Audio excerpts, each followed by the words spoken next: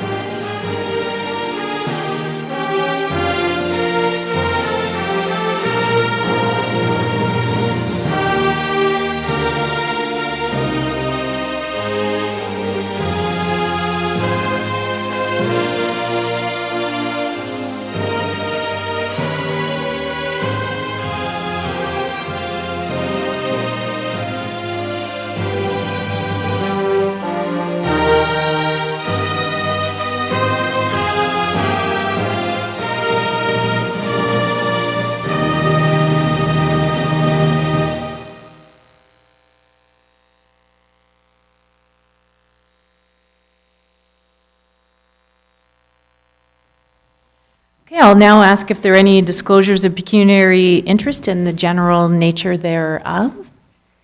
Okay, seeing none, we have several delegations tonight. So the first one is Mr. Brian Lambie, who's here to talk to us about Morgan's Point Road allowances. So Brian, whenever you're ready, if you just push the little button there, it should light up and you should be good to go. Good. Thank you, Your Worship, members of council. I'm here tonight on behalf of my clients, Vincent and Marianne Foggia. They own the vacant parcel of land that you see on the screen. It's down towards the south end of Morgan's Point Road. When they purchased the property, they were under the understanding that their lot depth was approximately 130 feet. Subsequently, they found out it was actually 100 feet, even though their deed said 130 feet. So what they're asking for is council's consideration to sell them the additional 30 feet in front of their house so that they can construct a new home and have a bigger lot to do that on. You can't see it on that one, but there was a similar conveyance made to an abutting landowner. Yeah, next one, please. Yeah, 1, 2. Yeah, okay, that's fine. You can see our parcel in the dark ink there, and the piece that we're asking to purchase. And to the south of it, about 130 feet to the south, was another landowner who purchased approximately the 30 feet from the municipality in 2007. The reason for this request is that at that part of Morgan's Point Road, it's actually close to 100 feet wide. And I'm sure you're aware that most road allowances are 66 feet. I think if you go further north up Morgan's Point towards the concession road, it actually goes back to 66 feet. So not sure how it happened over the years, but the actual road allowance was built further east and outside of the actual road allowance. So that's why you have 100 feet there. So we would ask for council's consideration on this matter. I understand you probably want to refer this back to staff for a report. If any questions from members of council, I'd be happy to answer them. Okay, are there any questions from council members to our delegation tonight? Alderman Conk. Through you, Madam Mayor. Should council decide to go ahead and allow the sale of the 30 feet, what size lot will that then become? Will it become an acre or more? We have 100 by, I believe it's 110. So it'll still be an undersized lot, but the extra 30 feet will be very helpful in siting a septic and water system.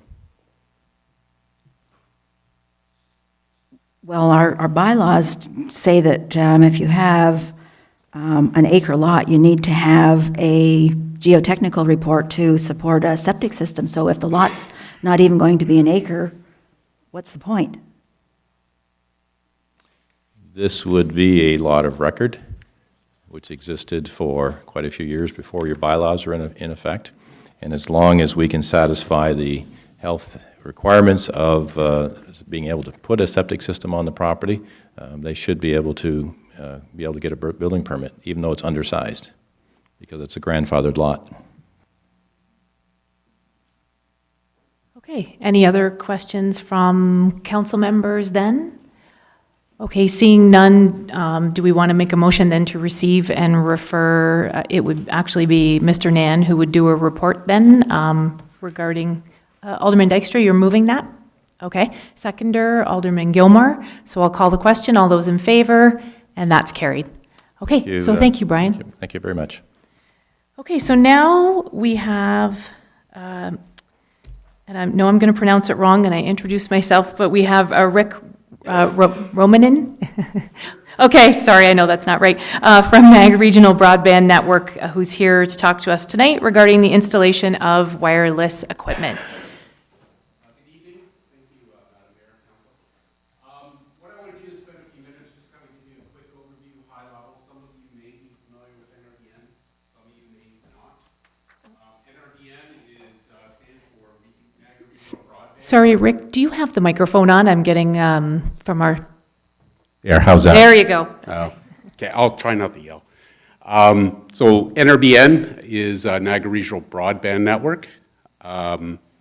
Is there a way to advance the... Oh, click right, thank you. So NRBN is been founded in 2003 to service the needs of the public sector. The public sector got together and realized that there was a need to provide suitable broadband services to meet the needs not only at that time but in the future going forward. So NRBN was formed with the partnership of school boards, hospitals, and the region of Niagara. Today we are municipally owned by the City of Niagara Falls and the Town of Niagara Lake, and our mandate is to empower local businesses as well as drive economic growth in our community.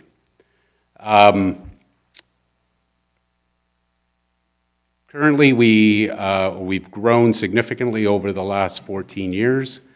NRBN is the largest provider of broadband services in the region, with 600 customer sites and more than 800 kilometers of fiber.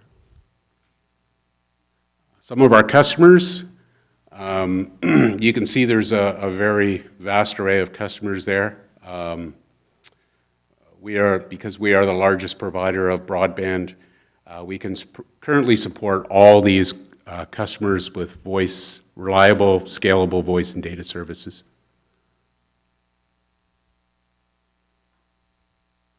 NRBN at a glance, we've made significant capital investments. We are a for-profit organization. So we do pay a dividend to our shareholders, and that money is reinvested back in the community. Again, our mandate is to support the needs of the public sector, but also to drive economic growth and service the needs of the local community. Today we've grown to provide other services such as managed services. We've increased the capacity on our network. So a lot of the profits that are generated are reinvested back into the company. Some of the network upgrades, we've made a significant investment of approximately $2 million over the last several years to upgrade our core network to support expansion, additional bandwidth capacity with voice, data, video.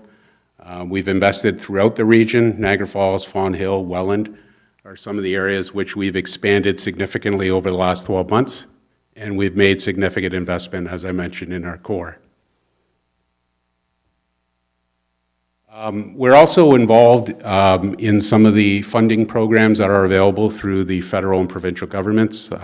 There's two that are at the forefront currently, the Connect to Innovate, as well as SWIFT, which is focused on bringing broadband to rural communities. We go beyond just providing bandwidth. We work with our customers to provide them managed solutions and assist them to offload some of their IT operations. Our staff has a vast array of technical expertise in this area, so we work with our customers to provide end-to-end solutions, whether it be managed firewall, wireless, et cetera. So we're able to kind of connect the dots and bring all those technologies together for our customers. We've realized over the last little while, and because this public funding is available to expand high-speed rural internet into the underserviced communities, we realize that we can't just sit back and wait for this to happen. We need to leverage our fiber footprint and bring a more suitable, scalable solution to the rural communities. We realize that there's lack of sufficient options in the rural communities. The major telecom providers, they're just not interested or have shown very, very little interest. Their focus is mainly on the larger metro or urban areas such as Toronto, et cetera. Rural businesses need high-speed internet to grow and compete. This is a huge disadvantage that a lot of the rural businesses have. Agriculture in particular is now starting to rely more and more on bandwidth services so they can implement new technology such as the Internet of Things. Greenhouses, wineries, we're actually working with agricultural research people right now on a number of different initiatives. Again, students in the rural communities, although all the schools are supported by NRBN fiber, once that student goes home, there's a lack of bandwidth to allow them to do research and homework and so forth. So that puts them at a disadvantage because they have to travel to the local library or they have to find a Wi-Fi hotspot. So just because you are a student in a rural community, you shouldn't be at a disadvantage to anybody else that lives in a larger center like St. Catharines or Niagara Falls. And communities without high-speed internet have difficulty attracting new businesses because businesses rely on bandwidth. It's an essential service. Again, it's very difficult to do business and grow your business without it. What we're proposing is we've had some discussions with the township about utilizing the existing tower. And what we'd like to do is we'd like to place a small piece of equipment on the tower. Looks similar to the picture there on the left. And this would allow us to broadcast wireless internet out to a number of different sites throughout the community. It's a very small piece of equipment, very unobtrusive, and we can deploy this quite quickly.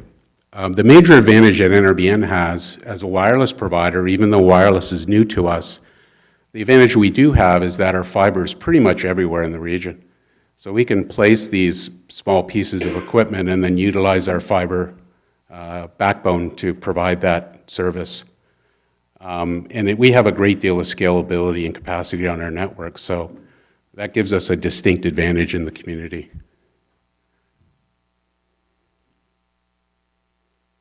The wireless internet we're proposing is being used currently across the U.S. in a number of different rural communities.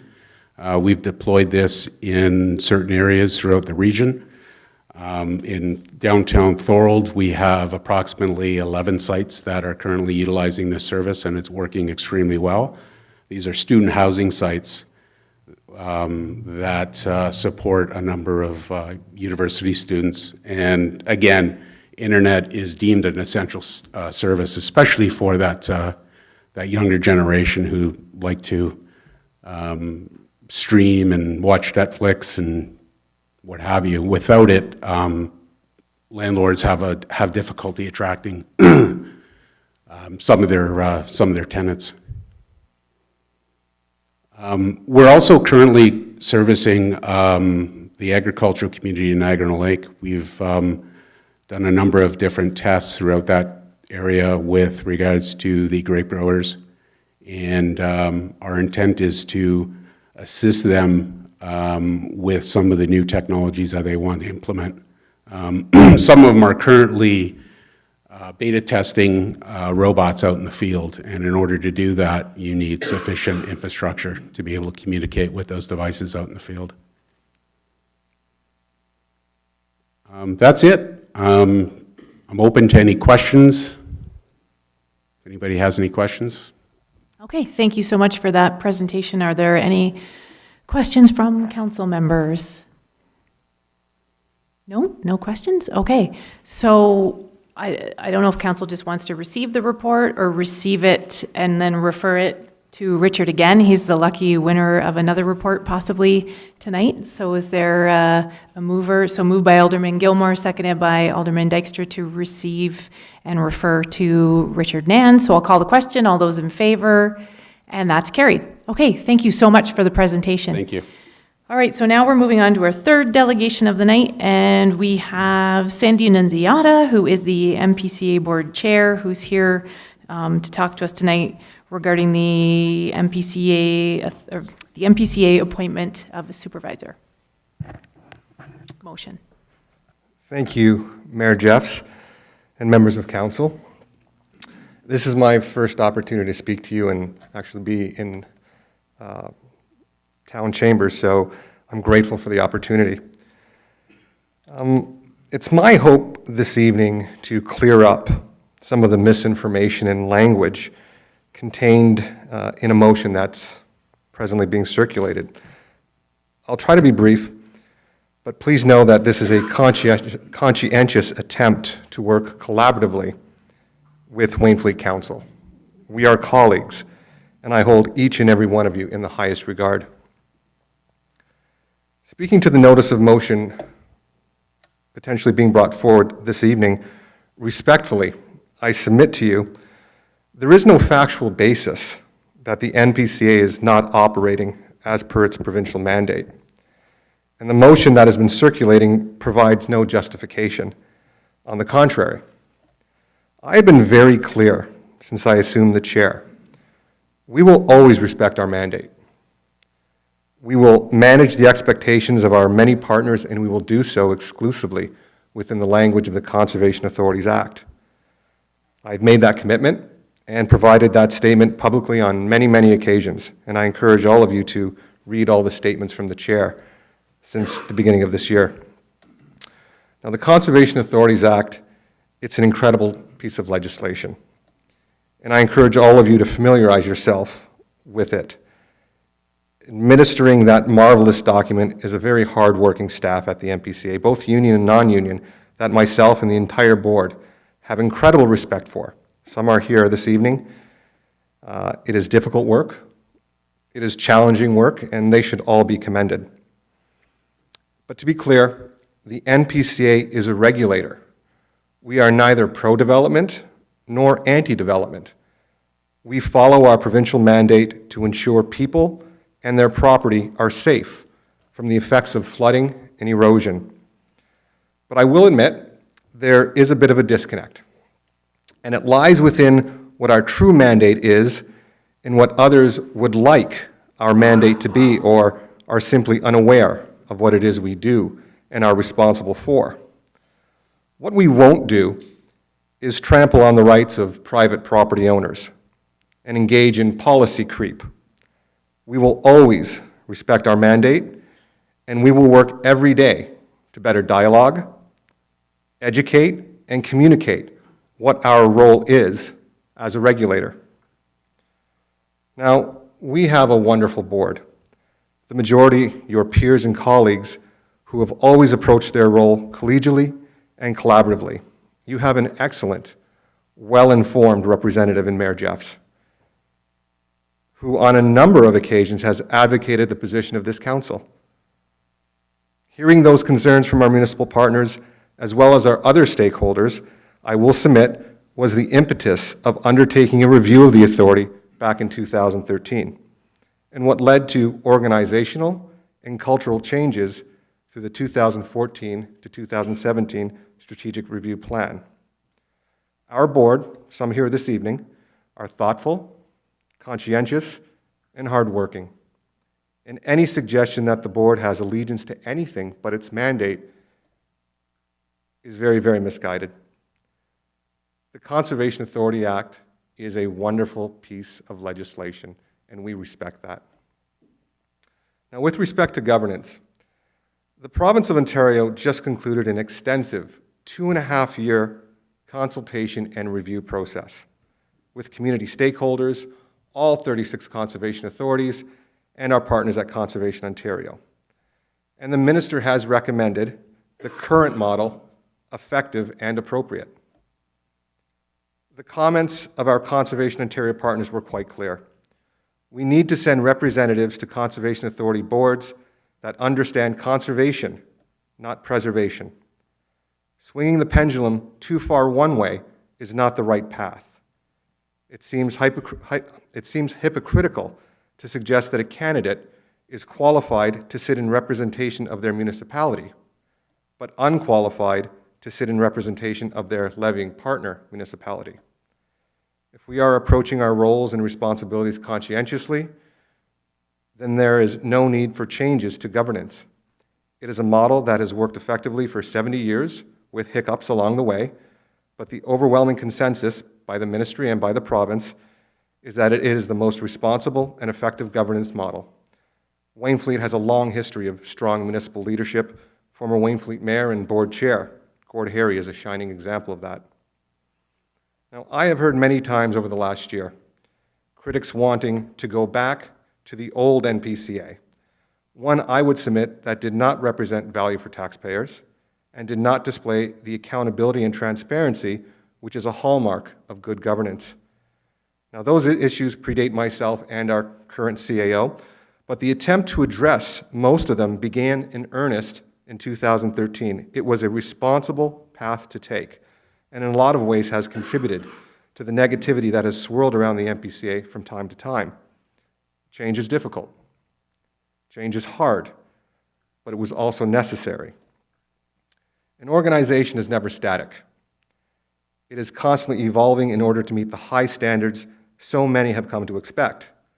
Our CAO, Mark Brickell, has been very clear in his approach, and he has the full support of the board in making changes that ensure a high-performing team will meet the challenges presented in Bill 139 and create a conservation authority we can all be proud of. But I thought it important to address that transformation, and at this time, I would like to introduce Todd McDonald. Now, Mr. McDonald is president of Performance Concepts. His firm was contracted to conduct an evidence-based, independent third-party review of the MPCA's performance against the 2014 to 2017 strategic plan. They specialize in value-for-money operation reviews, peer benchmarking, strategic planning, and change management services. He will be providing an interim update on his initial findings following several consultation sessions with internal staff and external stakeholders. So at this time, I'd like to introduce Mr. McDonald. And if you can reserve your questions for after his presentation, with your indulgence, Madam Mayor.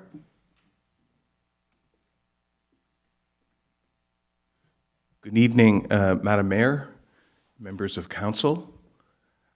My name is Todd McDonald. I'm the president of Performance Concepts Consulting, a management consulting and operational review resource for municipal and public sector agencies across the province. We've been in business since 2000.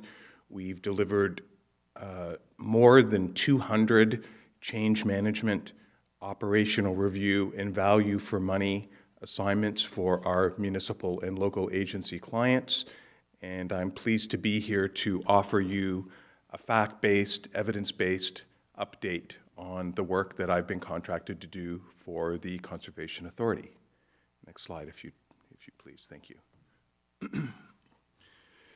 The 2014-2017 strategic plan has been a pivot point for the NPCA.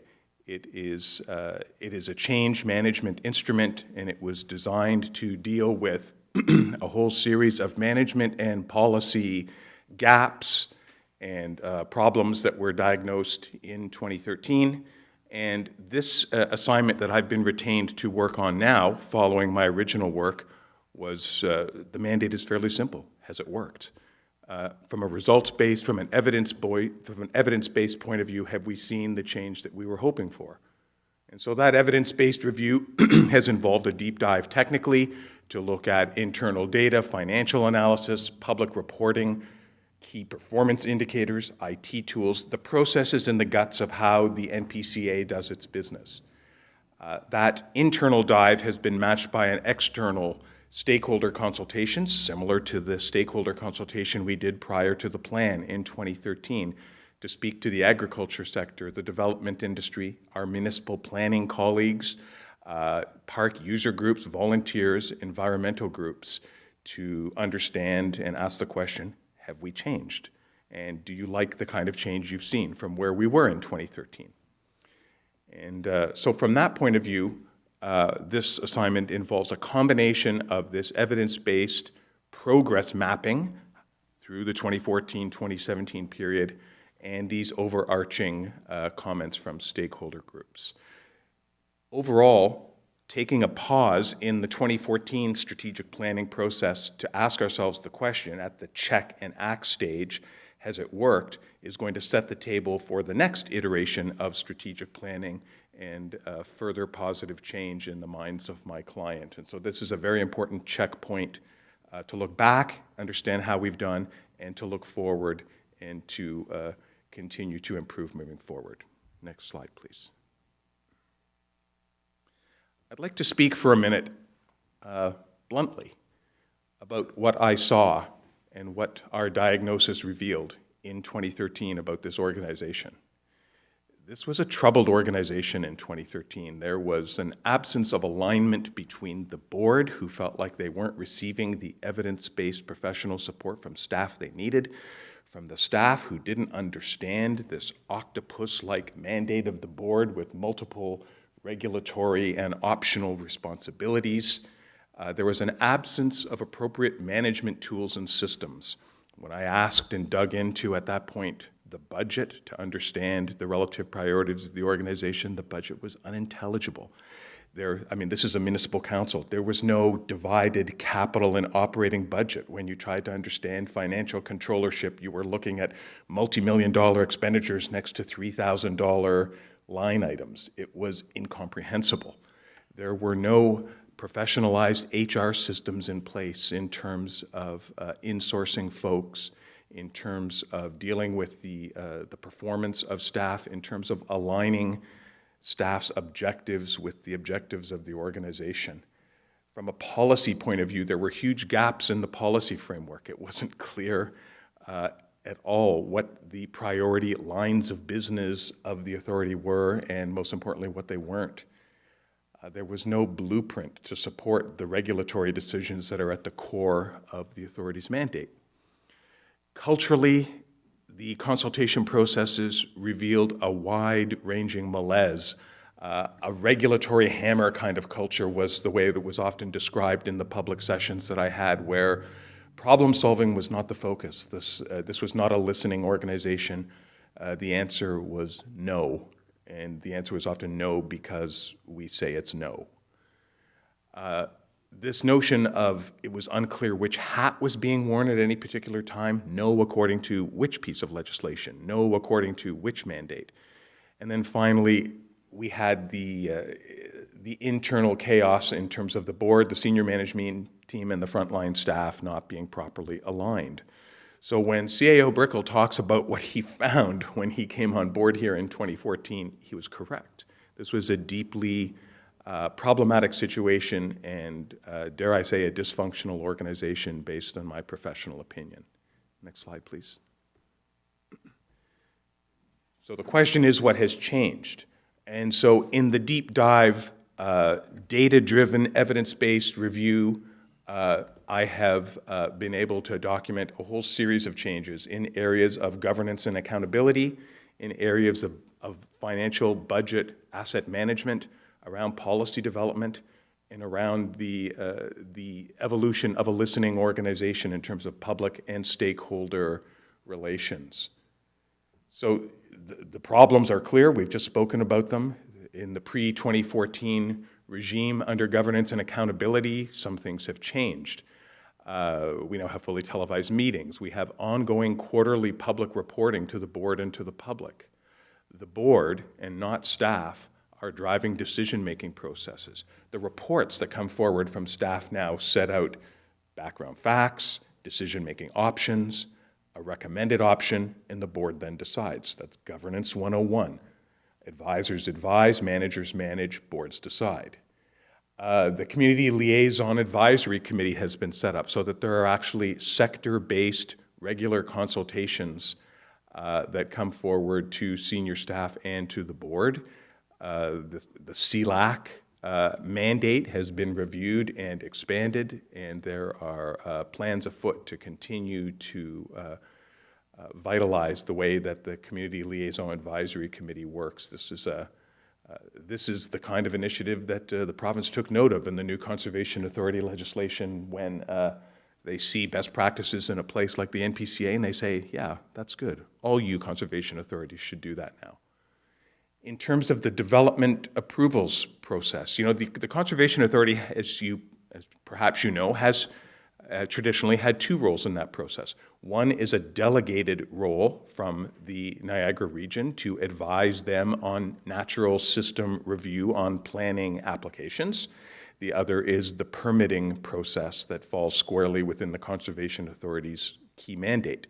In order to manage that work, the juggling act of many, many applications at any one point in time, the NPCA purchased and implemented a development permits workflow tracking system with workflow management software and targets for turnaround times for permit applications and for comments back to municipalities. Another revelation, they're the only conservation authority in the province that has adopted that tool that we often see in municipalities. Municipalities have learned the lesson that they need that kind of support, and conservation authorities have learned that. This conservation authority has learned that lesson as well. Onwards to budget, finance, and asset management. There was no capital budget when I first came in contact with this organization. There was no chart of accounts that the operating budget was based on so that you could say, oh, there's a unit, there's their programs. There's another unit, there's their programs. It was a schlemazel.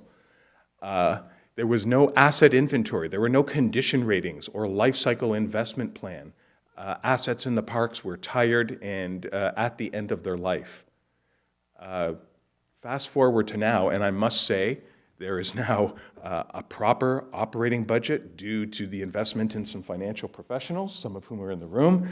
There's a comprehensible operating budget. I can look at it and say, there's the org structure, there's the budget, here's the programs that they run and deliver, and I can understand what things cost.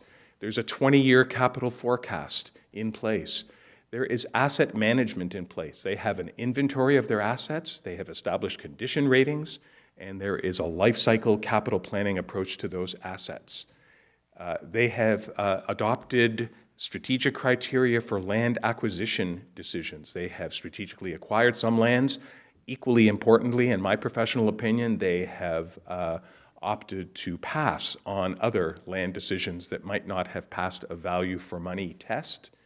And then finally, in terms of the parks, they have taken parks that were a drain on the conservation levy. They have transformed some of those parks, where appropriate, to full cost recovery through a steady stream of user fee revenues. And in fact, they have a specialized business unit designed to do just that. So financially, they have moved forward, orders of magnitude forward in terms of accountability systems.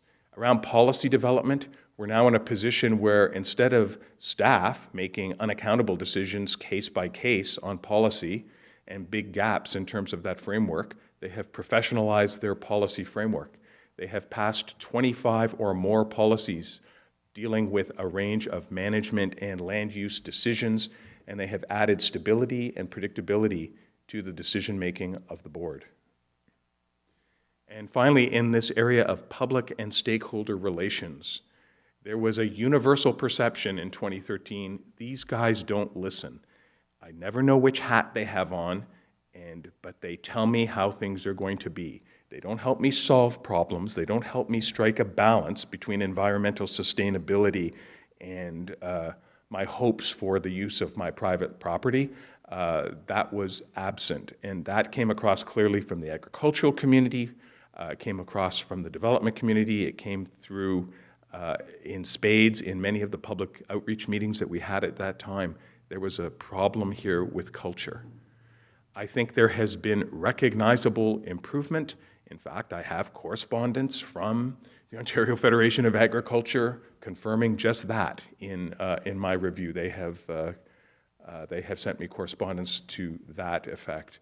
The development community has noted that both in terms of processing timeframes as well as an ability to listen to the legitimate considerations that builders or developers bring forward, that the NPCA has made a noted improvement.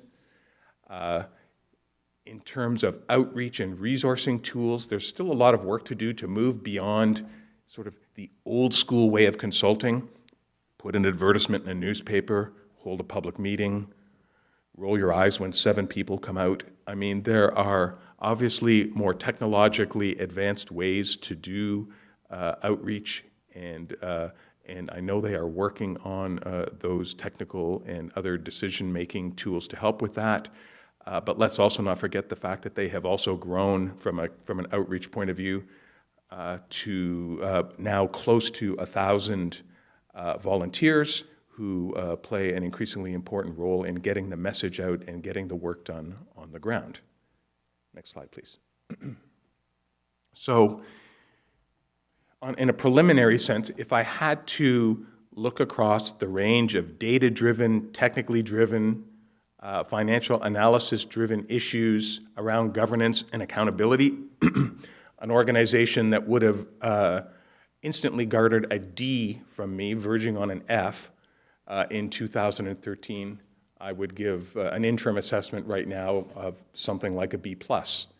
In terms of the work being done around budgets, finance, asset management, the stewardship of the tax dollars of the levying partners, I would have given this organization a resounding F in 2013, and I would give them something like an A- now.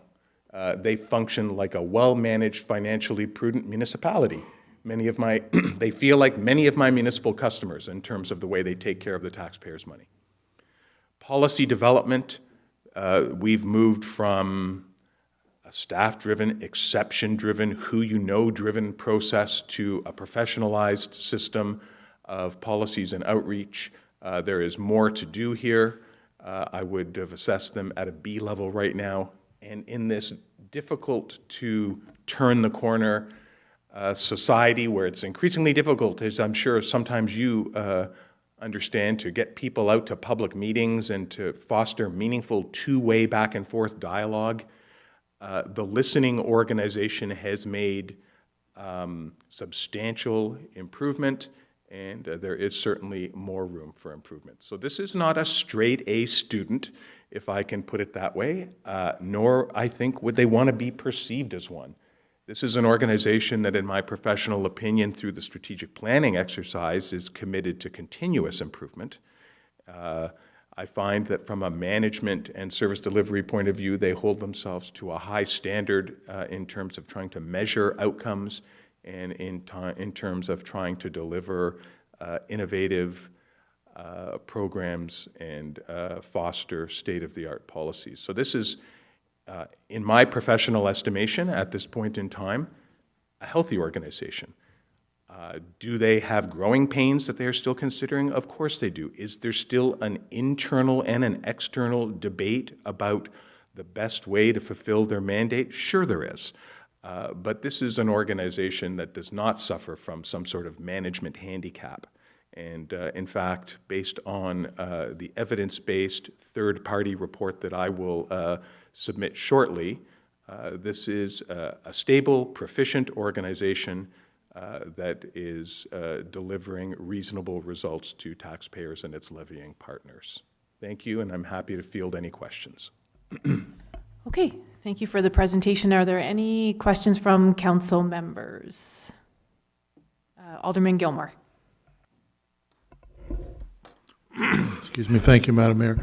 To Sandy, could you confirm, I I think in the last few weeks I read somewhere that in a paper somewhere that the Premier commented on this proposal of appointing a supervisor. Yes, she and did. Did she say that she had no intention of doing that? That's correct. Thank you. She did say that, yes. Okay. Other questions? Alderman Conk? Through you, Madam Mayor. Maybe not so many questions, but some comments. Thank you for your presentation.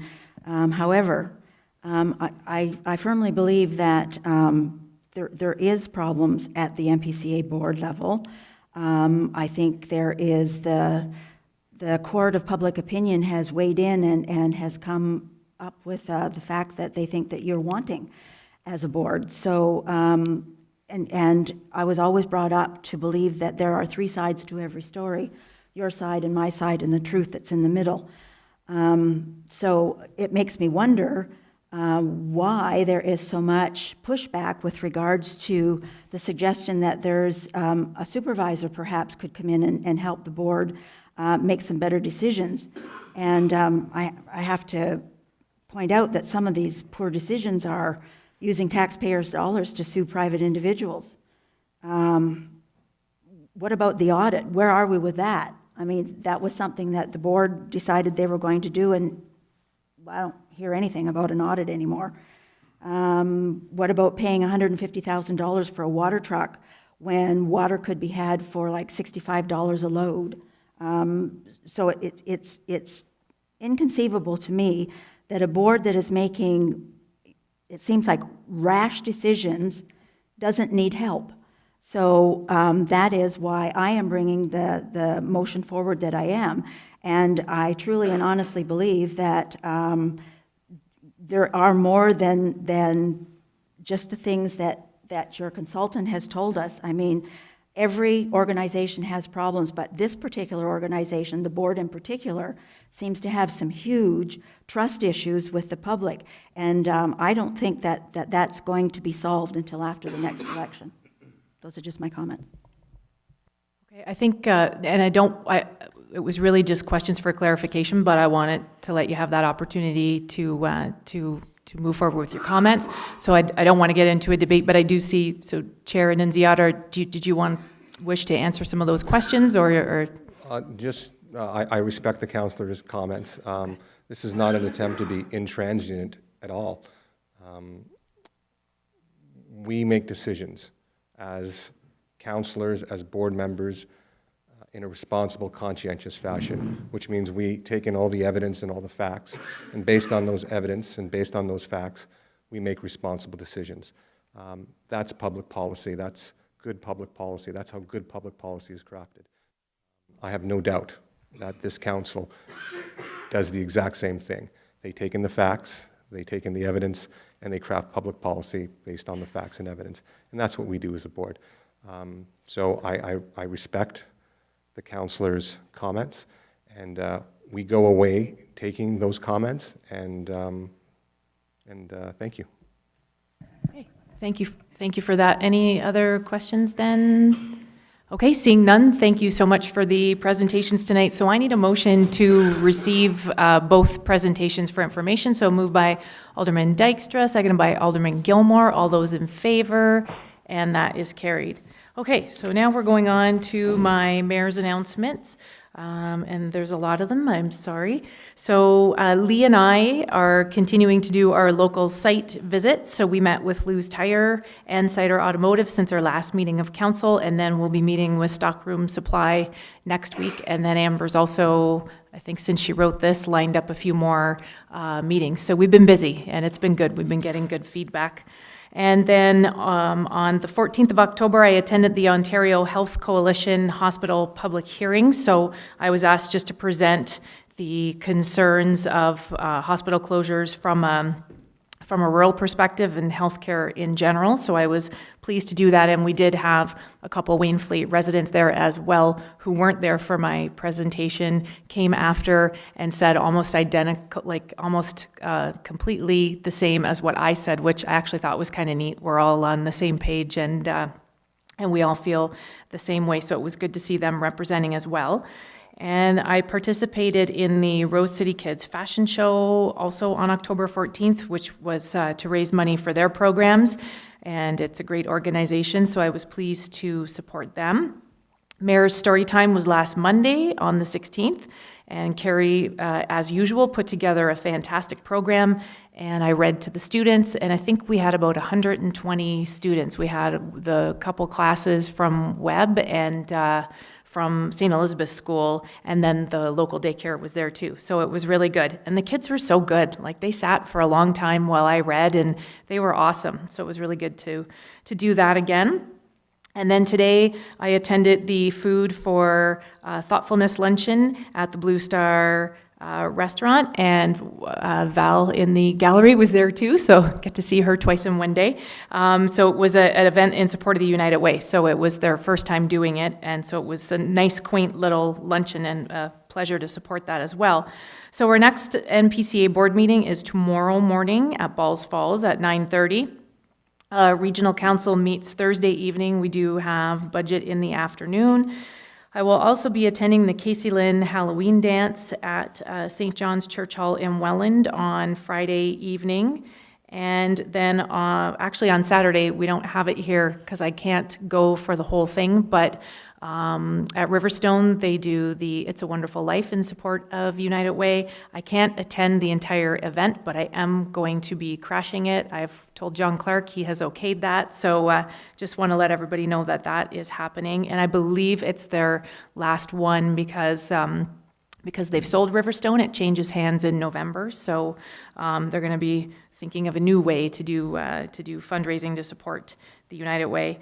And then Wednesday, November 1st is actually, we didn't mention Halloween here. The staff is dressing up for Halloween. Don't worry, council, you don't have to come in and dress up. I know how much you guys love that.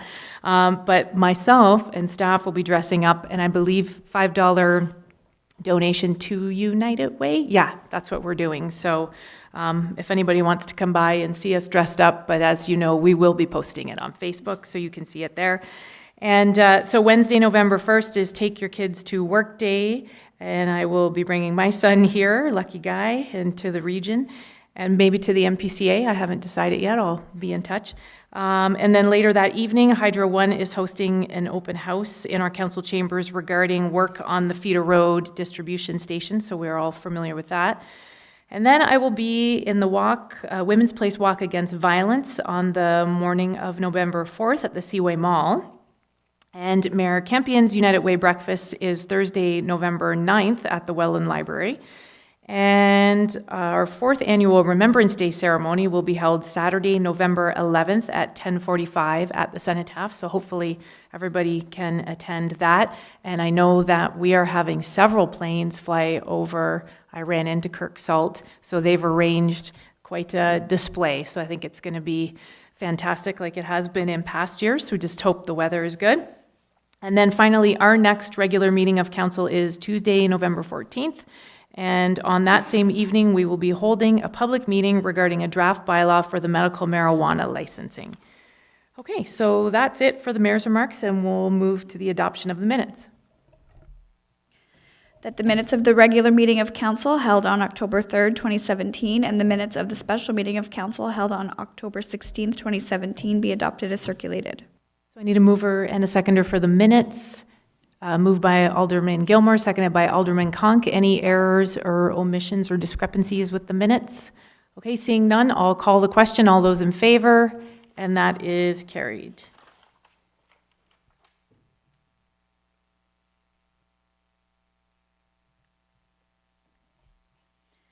That administrative staff report ASR 25, 2017 regarding annual report for building and septic permit fees and the recommendations contained therein be adopted as circulated. Mover and a seconder for that report, moved by Alderman Dykstra and seconded by Alderman Gilmore. Are there any questions on this report? Okay, seeing none, I'll call the question. All those in favor, and that is carried. That administrative staff report ASR 26, 2017 regarding asset management plan and the recommendations contained therein be adopted as circulated. A mover and a seconder for this one, moved by Alderman Gilmore, seconded by Alderman Conk. Were there any questions on this one? Alderman Conk. Through you, Madam Mayor, can I get a clarification? Do we already have an asset management plan in place? Just jog my memory. Through you, Madam Mayor, to Alderman Conk. Yes, we do. In 2013, we developed an asset management plan. That was a 10-year plan to Okay, so if I can continue, so is there someone in charge of entering the data that's being suggested in this report for acquisitions and replacement costs and all the other things that go with the asset management plan? Is there somebody designated to do all of that at this point, or no? through you, Madam Mayor, internally, Yes. no, that would fall to me as the treasurer in terms of updating our assets for our financial reporting purposes. But there, when the asset management plan, our current asset management plan was developed in 2013, as you see in the subsequent consulting report in 2016, there was no one that was designated being the owner of the asset management plan and making sure that it's updated. And I should point out too that the 2013 asset management plan was more of a static document, so it doesn't allow us and didn't allow us to update that plan for changes in budgetary decisions and changes in needs based on the current conditions of our assets. So while we do have a plan, it's kind of not as useful to us as we would like it to be, and it will ultimately need to be if the proposed bill gets passed. So should we go forward with this, is there going to be a need for somebody to do the data entry? And is that going to be an increase to some budget line somewhere, be it your budget line or whoever's budget line? Yes, no? Through you, Madam Mayor, to Alderman Conk. At this stage, I would say that the initial entering the current, like our current assets into the plan will be covered under this proposal. Okay. So part of the, and you kind of see in the proposal there, they're essentially budgeting 1,800 hours of time. Yeah. Part of that is to develop this 25-year plan with all our current assets in it. So the requirement of staff time should be less going forward because we'll have the document and basically we'll just be able to update it given any changes and decisions that are made going forward. So I wouldn't imagine that it would be a significant time going forward, but since the current plan is a static document, there is going to be a large amount of time to get us up to where we'll need to be in the future. Okay, so just one last question, and just exactly where is the $12,500 going to come from for our share? Through you, Madam Mayor, to Alderman Conk. So this is proposed to be an 11-month project, conditionally approved on us getting the funding from the government, and the individual knows that. And as part of his kind of commitment to it is he will be drafting the submission that the municipality will provide to the FCM, and he says that he'll hound them if we're not successful on this, because we've mentioned that sometimes we're not as successful as we'd like with respect to asset type requests for funding. So having said that, sorry, I lost my train of thought here. Could you, sorry. 12,500. Yes, the 12,500. So for 2017, there'll be a minimal impact to us. Likely, if we submit the application, receive the go-ahead for the funding, they don't match until we start incurring costs, and they won't pay for any costs we incur ahead of that time. So I would imagine that if not all the 12,000 will come in 2018, at which point we'll include that in our budget for 2018. Thank you. Okay, any further questions from council members? Okay, seeing none, I'll call the question. All those in favor, and that's carried. Okay, so our next report. That administrative staff report ASR 27, 2017 regarding contract renewal with Local Authority Service Limited and the recommendations contained therein be adopted as circulated. Mover and a seconder. Moved by Alderman Dykstra and seconded by Alderman Gilmore. Any questions or comments on this one? Okay. Oh, Alderman Conk. Through you, Madam Mayor, I'm just curious, do we have to put an integrity commissioner in place? And if we do, would the LAS fulfill that role? Through your worship to Alderman Conk, no, we are required to have an integrity commissioner. That hasn't been put in place just yet. But no, we can still continue on with LAS to do our closed meeting investigations. So when are we supposed to put an integrity commissioner in place? Is this something we should have done by now? Well, we do have the power to piggyback off another municipality, so technically we don't have to appoint one for just our municipality. We just have to be able to access one through another municipality. So do we need a memorandum of understanding from whatever municipality we choose to partner with for that? Or I know it's not part Well, of at this point, we haven't needed those services, so we haven't come across that. I guess that's something we'll have to discuss once we get there. Okay, thank you. Okay. Any other questions regarding this report? All right. Seeing none, I'll call the question. All those in favor? And that's carried. That administrative staff report ASR 28, 2017 regarding the 2018 regular council meeting schedule and the recommendations contained therein be adopted as circulated. Mover and a seconder. Moved by Alderman Gilmore, seconded by Alderman Dykstra. So we have to make a choice here. So I'll look to some suggestions, questions, comments. Alderman Gilmore. Thank you, Madam Mayor. I have a strong preference for option A, primarily because I planned a bunch of trips in 2018 around what I assumed would be option A, and it conflicts with 4 dates in option B and only 2 in option A. So this happened to me one other time because I just assumed that the schedule would carry over, and in that year, I believe it was 2016, we flipped it around again in January, and I'm not sure why we do that. I'd prefer that it just flow through, and then we tinker with dates that might be conflicting. So, at any rate, my preference is overwhelmingly option A.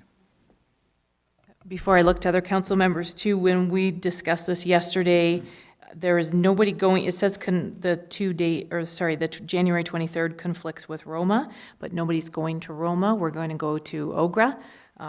So we don't have to worry about that. So it looks with regard to conferences, there's only one conflict, which is August 21st for AMO, but we run up against that, it seems, virtually every year, so we could make that change depending on who's going to AMO. So any comments regarding the schedule? Alderman Conk?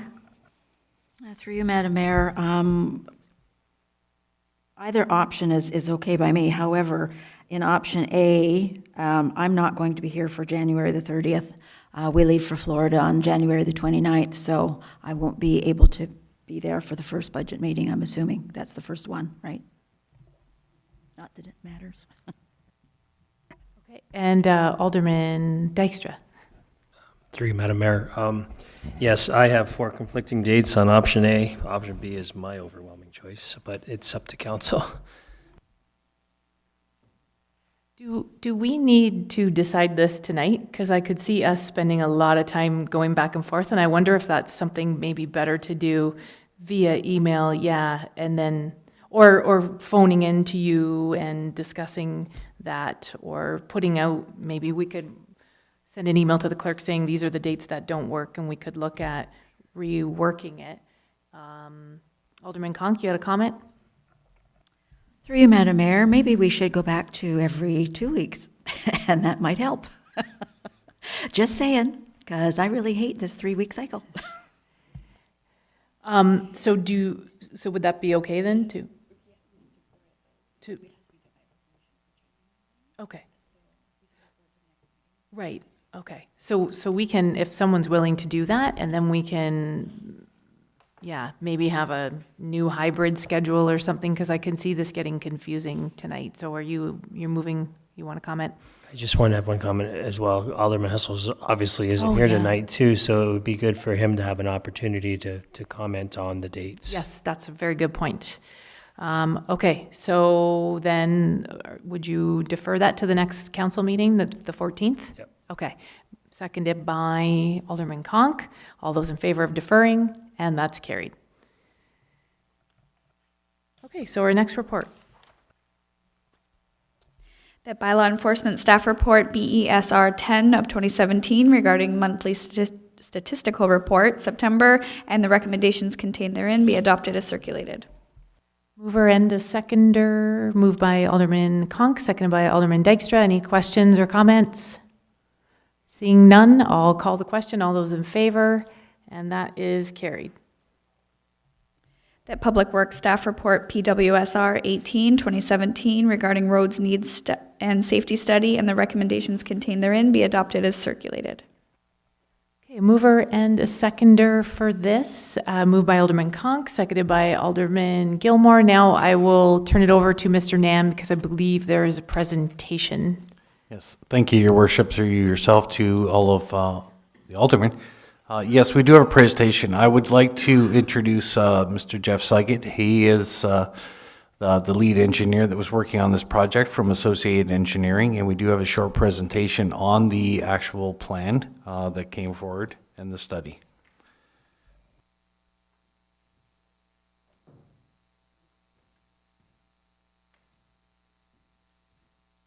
Thank you. Yes, my name is Jeff Sugget, and I'm with Associated Engineering. We have two presentations tonight. First one's on the road needs study and execution plan. That's going to be presented by my colleague, Lindsay Moradian. We have a second presentation on the roadside safety study that will be done by Jordan Frost.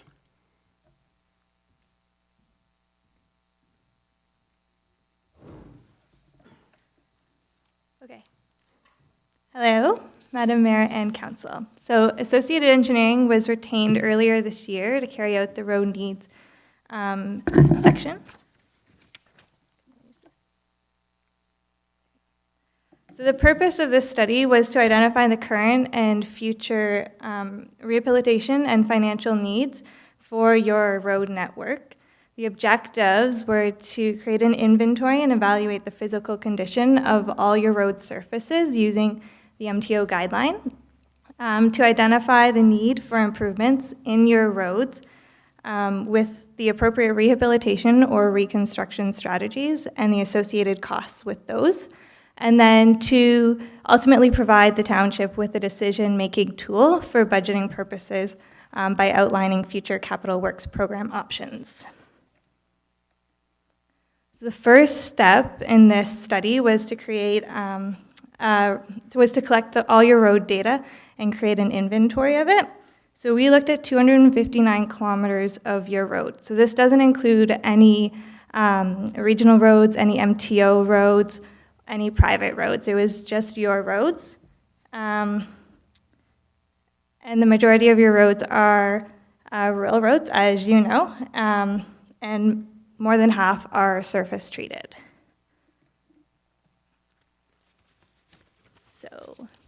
So we had trained field staff go out and look at all the distresses on your roads using the MTO guidelines.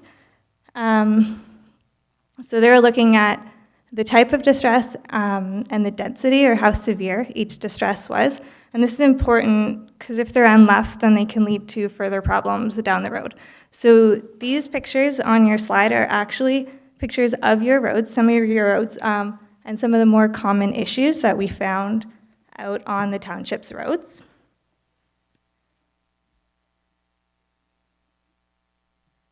And then after collecting all the field or all the stuff in the field, we needed to actually do the evaluation. So there's a couple different calculations that we have to carry out to figure this out. So the first is the distress manifestation index. So this is just measuring the severity and density of your different distresses. The next one is your ride condition rating. So this is how smooth your ride is when driving on it. And actually, you have a map package in front of you. And the second map in that package shows the overall smoothness of each road section. So overall, the township has pretty smooth roads. You have ratings of good or excellent on about 73% of your roads, which is really good. And then based on these two calculations, your DMI and your RCR, we calculate the pavement condition index. And so the higher the number, the better the road. And the first map actually shows the PCIs in your township. So on average, your road's ranked at about a 74 out of 100, which is good.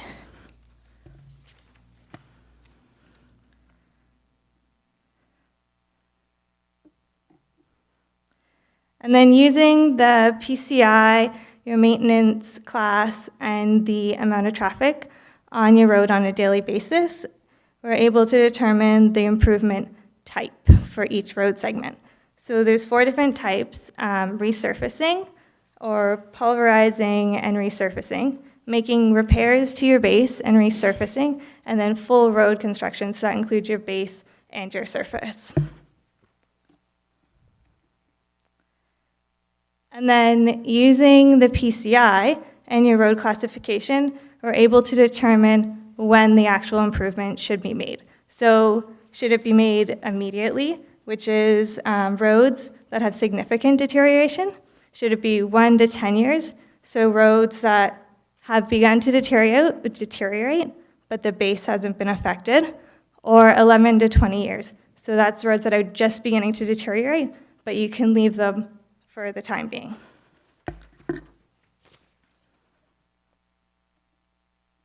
So if you look at the third map in the package, this shows all the roads that should be rehabbed or replaced over the next 20 years.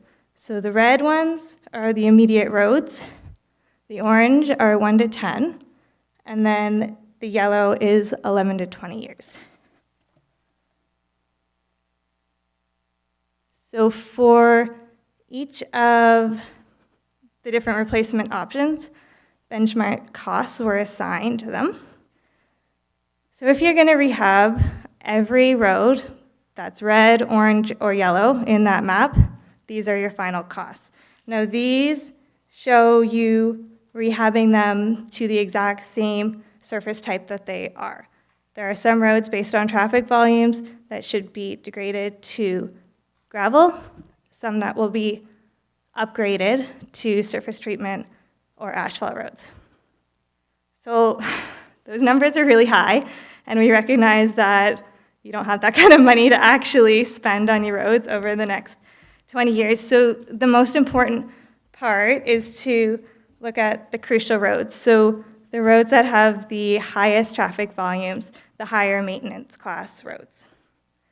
So if you look at the fourth map that's in that package, that shows you the class 3, 4, and 5 roads that are in immediate need for reconstruction or rehab. And then also, if you look in this map, there's very few gravel roads that need rehab. And I just want to make a statement that the gravel roads, there's a great preventative maintenance program that you guys have in place. So that is really good. That needs to be kept up for that. Okay, so from that map, we've identified the most crucial class 3 and 4 roads. There is 7 of these roads. So the good news is that 3 of those roads have been slated for rehab this past fall. And 1 of those roads has been put into the capital works plan or capital plan for next year to be replaced. So that leaves 3 roads left to be rehabbed or replaced following that capital plan. Okay, and next steps. So we will provide this inventory and assessment to the township so they can use it as a tool for budgeting purposes, for creating capital works plans, and also to identify areas to focus their preventative maintenance programs in. we are going to integrate this data into the township's existing citywide database and then hand over the final report. So that's that. Okay, so thank you so much for that presentation. Are there any questions from council members to our presenters or to Mr. Nan? Alderman Dykstra. Through you, Madam Mayor. Thank you for the presentation. I'm not sure whether this is directed at you or possibly Mr. Nan. Two issues. I understand your report. You looked at the roads, you saw the visual, you drove on them, you felt that they were bumpy, you knew they were bad. What sort of, did you look at the bases of the roads at all? I mean, there's underlying conditions on some of these roads, the total base construction, that's why the road fails. We could put a brand new road there if the base is no good. So how do you assess the base of the road? Yeah. So through you, Madam Mayor, we obviously can't look at the actual base of the road, but through some of the distress types and the severity of the distresses, you're able to tell the underlying issues from the base of the road. And if I may continue, and with your estimated cost, does that include the base reconstruction as well? So through you, Madam Mayor, if it's based on the type of rehabilitation that we recommend, so for some of the roads that just need resurfacing because the distresses aren't that bad on them, then that's just the resurfacing cost. In that table, it's broken up into the four different replacements, and one of them is the full replacement of the base and surface.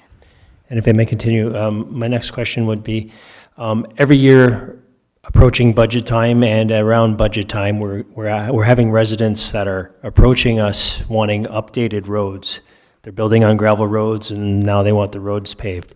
As you can see, we have roads that we have to spend more than 3 times our whole budget just to fix our roads. So did you do any sort of background work as to how we come up with what roads should be updated? Because I've always been under the thought that we should be maintaining what we have before we're updating because it's very costly. So did you look at how or what roads should be updated?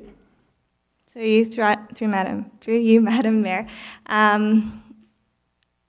So we did do a background. We did get your background on all of the roads that have been replaced, rehabbed over the past, I can't remember how long, but we do have a record of that.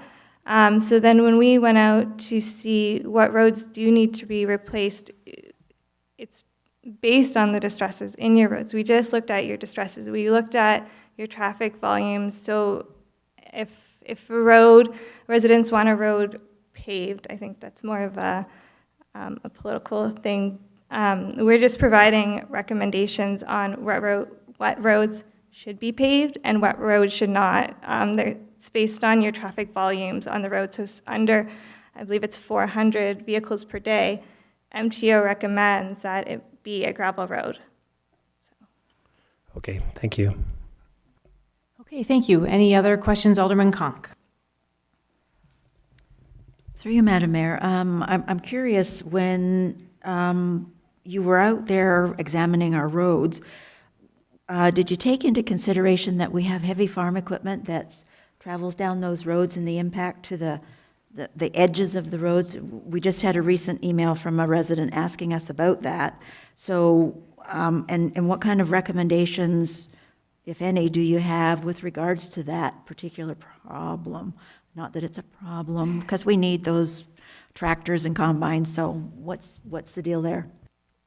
Through you, Madam Mayor, we did look at all of the edges. That's one of the distresses that we take into consideration, and that one specific distress does come into play when we try and determine, your pavement condition index. So it is all taken into account through the calculations in that. Yeah. Any other questions?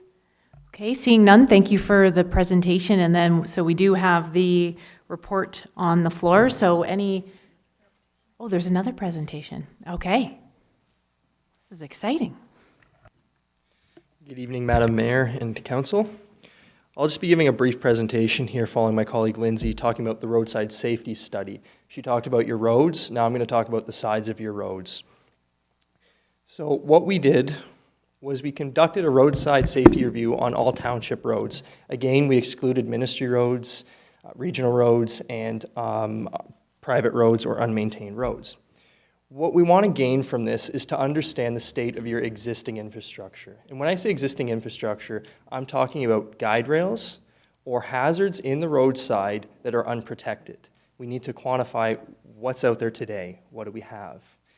So again, we want to identify the required improvements on what we have and what we don't have that we need to add to make the roadways safer and to meet standards.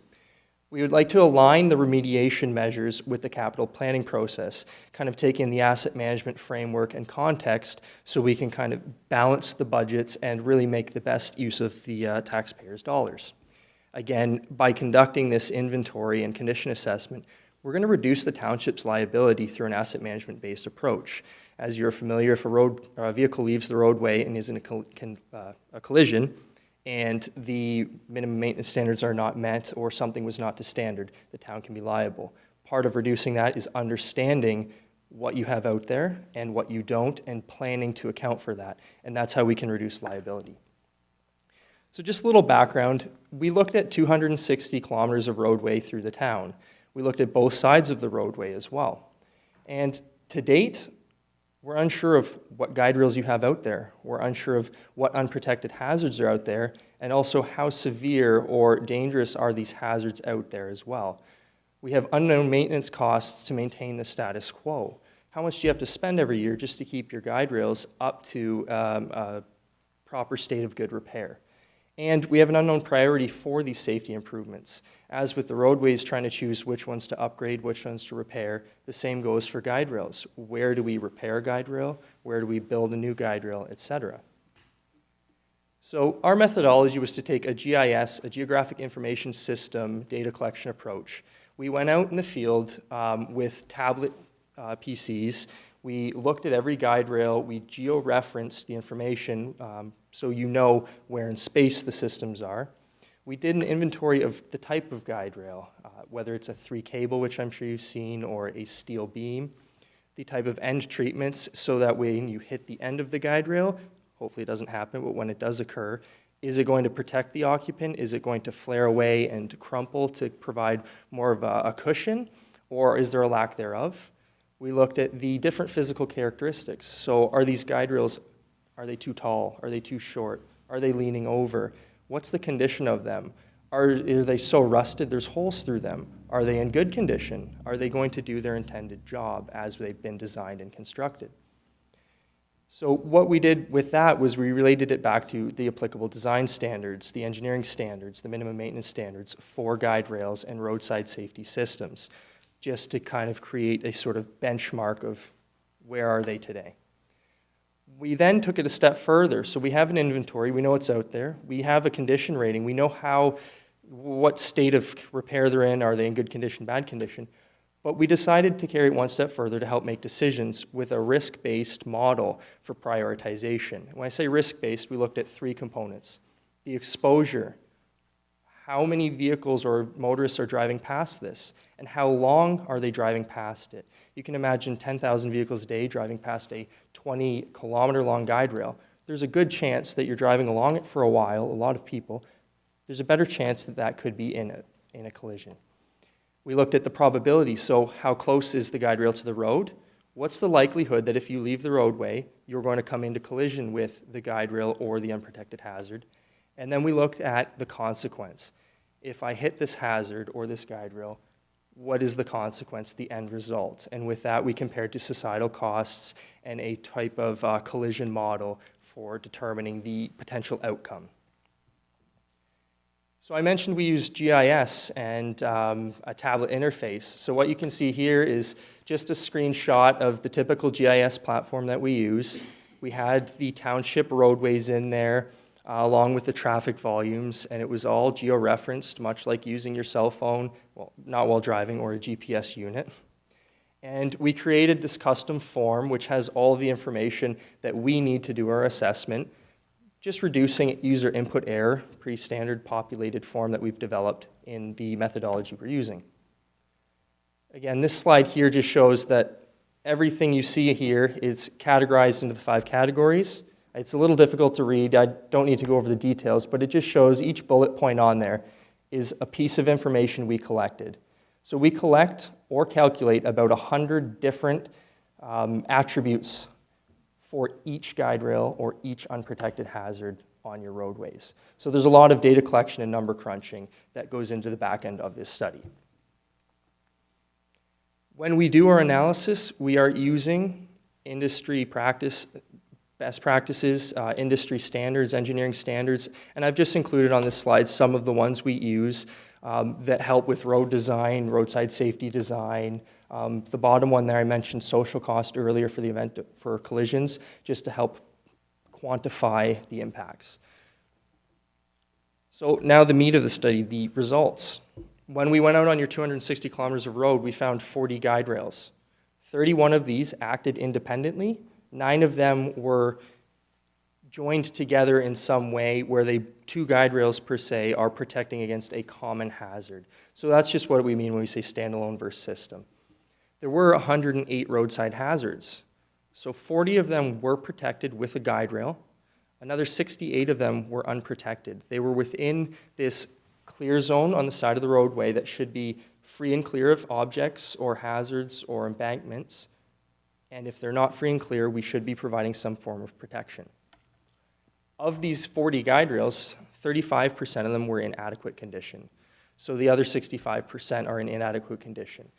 When I say that, there's either the guide rail is rusted through, the posts are missing, or it's mounted too low, it's leaning over. So any one of these issues, we found an issue with it. So if you were to come into collision with those 65% of the guide rails, we do not feel from an engineering perspective it would do its intended purpose to shield the motorist from the roadside hazard.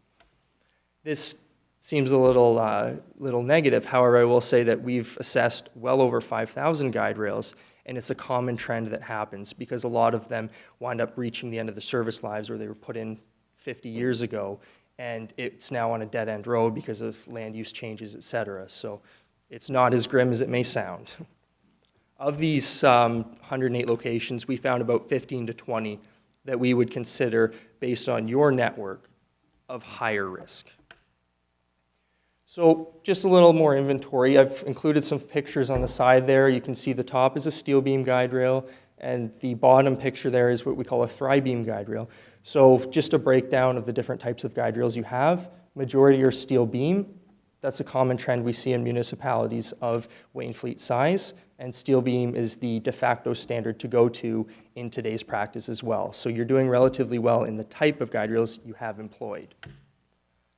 Now, in the packages you've been provided, there is a map showing the town of Wainfleet and color-coded the types of guide rails you have geographically within the township. Again, I'm not going to go over the details about each location, but we've provided kind of the same view that Richard and Public Works staff will have when they're looking at the final deliverables. When we talk hazards, I mentioned that 40 were protected with guide rails and there were 68 that were unprotected.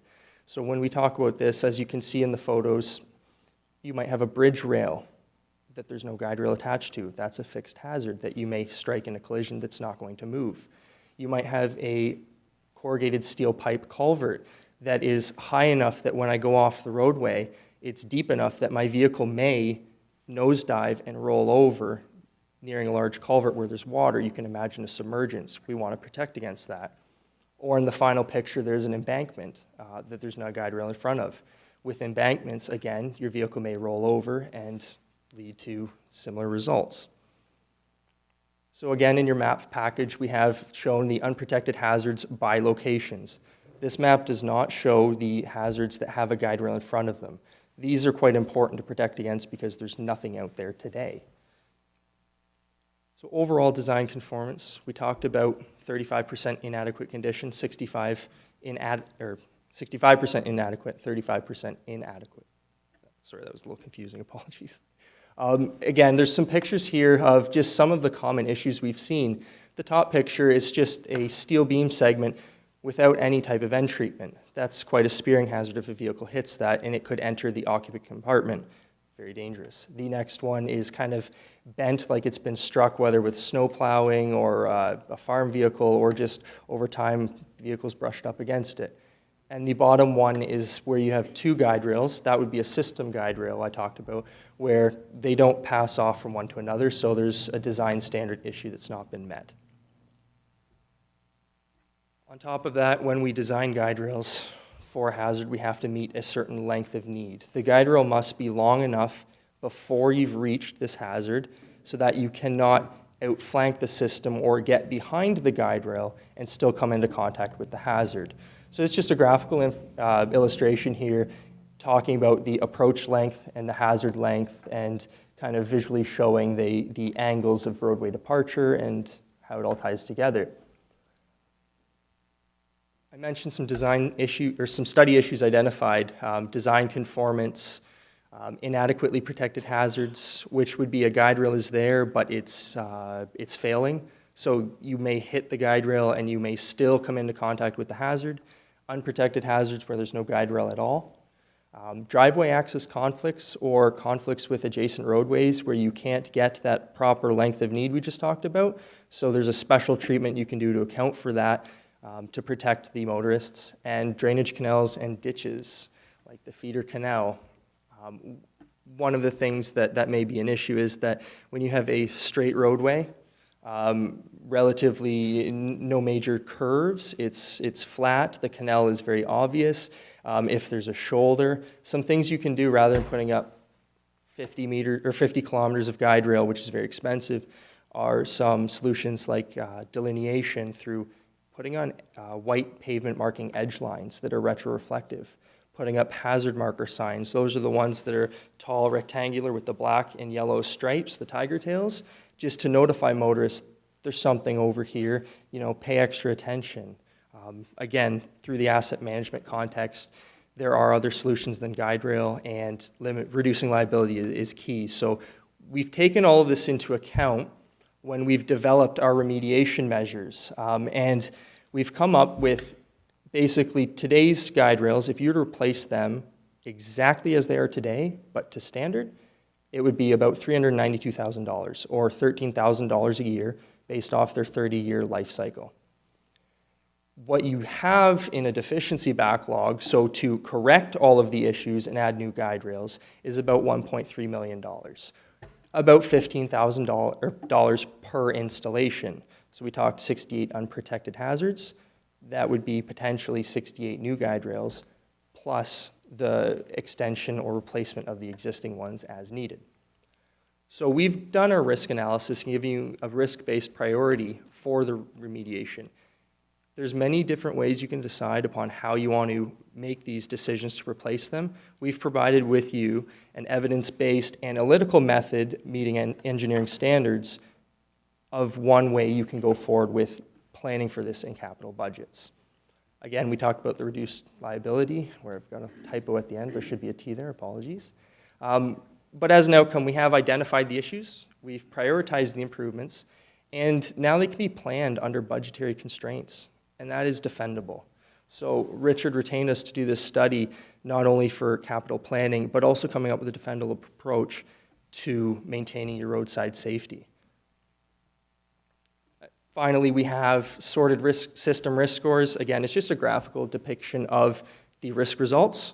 And to the left of that graph, you can see there's a few dots that are higher up. Those are the 15 to 20 higher risk locations we talked about. And we've just broken down the costs of the different remediation types. There's minor treatments such as signage. There's installing new guide rails, extending existing guide rails, replacing existing guide rails, or removing guide rails altogether where there is no hazard, but it's a legacy system. So we're in the final phases wrapping up this project. We still have to deliver our final report, which I believe are in a box behind me today. The appendices explaining all of the math and science behind what we've done, providing the summary charts and the maps before you. We'll be handing over GIS information as well as a Microsoft Excel spreadsheet so that Public Works staff can take our work here today and start using it for capital planning and working towards remediation and improving the roadside safety. Thank you for your attention. Okay, thank you for that presentation. Any questions from council members? Okay, seeing none, thank you so much. So we have a report on the floor. So any questions or comments for Richard or just in general? Okay, seeing none, then I'll call the question. All those in favor? And that's carried. Now we'll go on to our arena report. That Public Works Staff Report, PWSR 19 of 2017, regarding arena programming and the recommendations contained therein be adopted as circulated. Can I get a mover and a seconder for this one? Moved by Alderman Gilmore, seconded by Alderman Dykstra. Any questions or comments on this one? Okay, I'll call the question. All those in favor? And that's carried. The Public Works Staff Report, PWSR 20 of 2017, regarding office renovations and the recommendations contained therein be adopted as circulated. Mover and a seconder. Moved by Alderman Conk, seconded by Alderman Dykstra.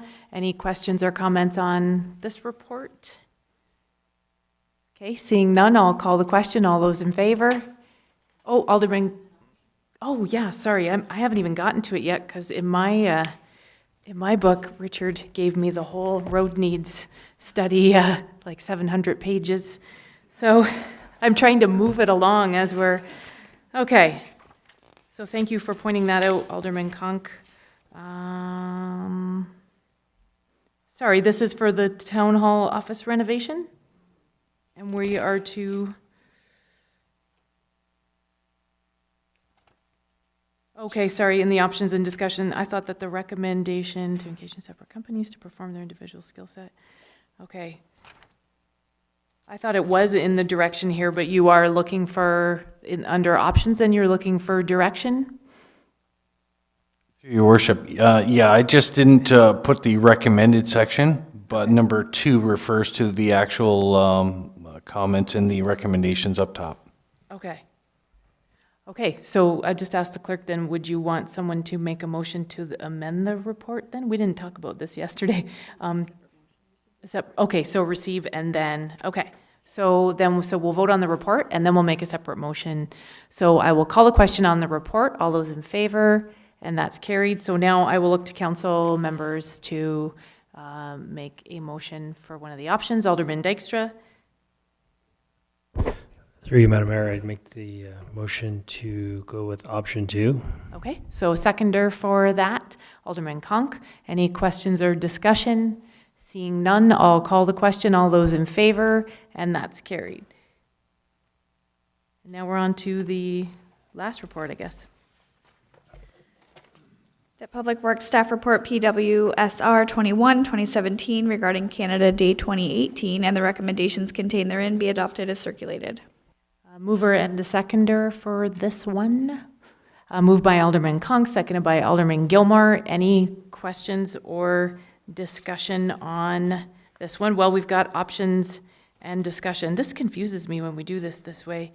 So again, we would vote on the report to be received, and then we would make a motion to go with either option 1 or 2.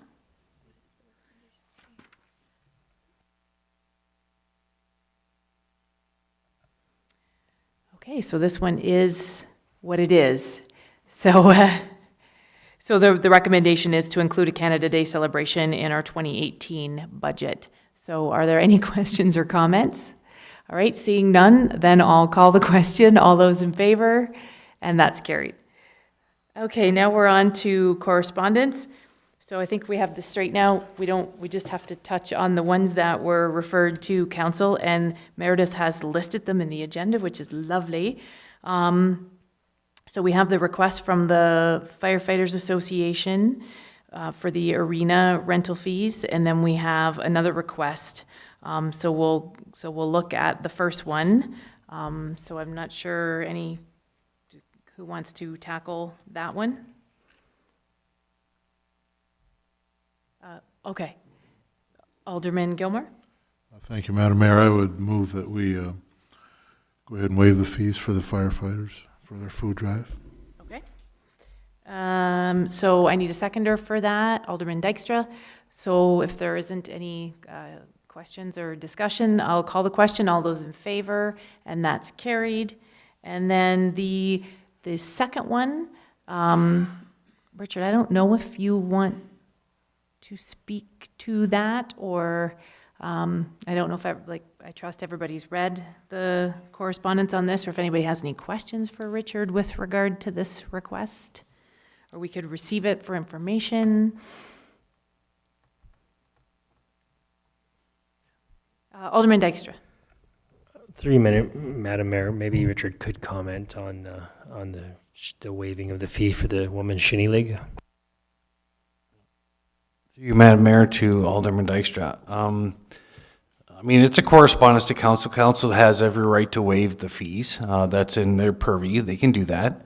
My concern, if we waive the fees during prime time rental fees like this, then the rest of the organizations could approach us with similar types of setups to have their fees waived as well. Prime time rental areas are in high demand, and I could easily get the full rates if another organization took those time slots. 3, Madam Mayor, just a thought. I know in the past we have done some things to get something started. I can understand, but to go I think it's a great idea to start it, but I don't know.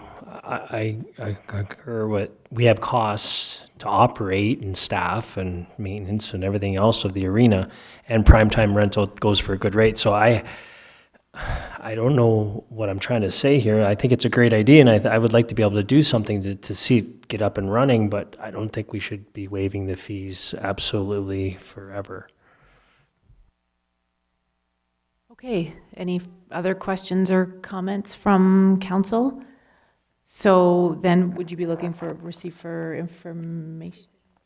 Yeah, so would you make a motion then to? Could we reach out to them and see what exactly they're looking for? Like they would is it something they just want us to waive the fees to see if they can get a number of? Well, we don't, I see the clerk saying, because we don't usually just reach out to, I think it's in the letter, so. Okay. Yeah. We'll receive for information. Okay, so I need a seconder for that, Alderman Conk. So I'll call the question, all those in favor, and that's carried. Okay, so now we're moving on to the bylaws. That the following bylaws be read and passed this 24th day of October 2017. That bylaw number 47, 2017, being a bylaw to authorize the execution of a development agreement between the Corporation of the Township of Wainfleet and the Canadian Reformed School Society of Addercliff and the surrounding district, Inc., be read and passed this 24th day of October. Bylaw number 48, being a bylaw to authorize the execution of a site plan agreement between the Corporation of the Township of Wainfleet and Roman Catholic I can't say it. Episcopal, there we go. Corporation for the Diocese of St. Catharines in Canada be read and passed this 24th day of October 2017, and the bylaw number 50 of 2017 being a bylaw to repeal and replace bylaw 61, 2016 being a bylaw to appoint an acting fire chief for the Township of Wainfleet. I can't say the ministries out in Wellandport. What is it? Like the minute, I can never say it. Gisethemy? Yeah, see, I can't say it, so I just wanted to make you feel better. Okay. So I need a mover and a seconder for the bylaws, Alderman Conk and Alderman Gilmore. Any questions or comments on the bylaws? All right, seeing none, I'll call the question. All those in favor, and that's carried. So now we are on to notices of motion. Through you, Madam Mayor. This is the motion I have come up with. Whereas the MPCA has reduced staff, which may have a negative impact on their ability to protect and preserve the lands they are mandated to manage, and whereas the MPCA has taken other controversial actions that display poor decision-making at the taxpayer's expense and demonstrates an inability to operate in a transparent and accountable fashion within the standards set by the provincial government, Therefore, be it resolved that Wainfleet requests the Premier of the Province of Ontario and/or the Minister of Natural Resources immediately appoint a supervisor to take over the operations of the MPCA. And I've added, if a supervisor is not appointed within 2 months, this council requests a meeting for the purpose of dissolution of the board as per Section 13.11 of the Conservation Authorities Act. And be it further resolved that the Township of Wainfleet do immediately develop its own selection process for its representation on the MPCA board, which will commence after the next municipal election, and do notify the region of Niagara as the upper tier of our intentions. Okay, so you'll be bringing this forward on November 14th? Okay, all right. And then any other notices of motion that we're not aware of tonight? Okay, seeing none, we're going into other business. And I think there was a letter in here regarding the dissolution of the safety committee, and that's Yes. under, okay. So that letter, so Meredith, you requested the letter because Alderman Conk had, council agreed, okay. So the letter's just coming from yourself, Alderman Conk? Well, we don't, through you, Madam Mayor, we no longer have a chair of that particular committee. Okay. And it's been really, excuse me, it's been really difficult to get committee members to come out on a regular basis, so there wasn't anybody else to write the letter. So as the liaison for council, I volunteered to do that. And we did poll the members that come out on a regular basis, not that that's all that regular, and it was the consensus that the committee needs to be dissolved. However, they felt that the safety day needs to be kept and put on staff's shoulders. Okay, staff's excited. Well, there is a template there. I mean, yeah. So it's pretty easy, I think. So this is what do we do with this? Okay, so we are looking for a motion to disband the committee. So is it appropriate for Alderman Conk to move that then? Okay, so Alderman Conk is moving that motion, seconded by Alderman Gilmore. Any questions or discussion? All right, seeing none, I'll call the question. All those in favor, and that's carried. So any other business? Alderman Conk. Through you, Madam Mayor, in a discussion with our bylaw enforcement officer regarding the many complaints that we've had with regards to Lakewood, it came to light that we do not apparently have site alteration bylaws, and/or there are gaps. So I'm wondering if it's possible to have staff maybe speak to this, if Mark could speak to this, and perhaps bring us back a report at a later date with regards to the gaps that we may have for site alteration. I'm just thinking going down the road with regards to future development, we may want to make sure we have those types of bylaws in place. Excuse me, through you, Madam Mayor. Alderman Conk, we did speak, and the Township of Wainfleet does not have a site-altering bylaw at all. We have a very vague section in our property standards bylaw, which addresses some issues, but not very many. I did do some checking with other local municipalities, and we are lacking in that type of a bylaw. Most municipalities have site-altering bylaws.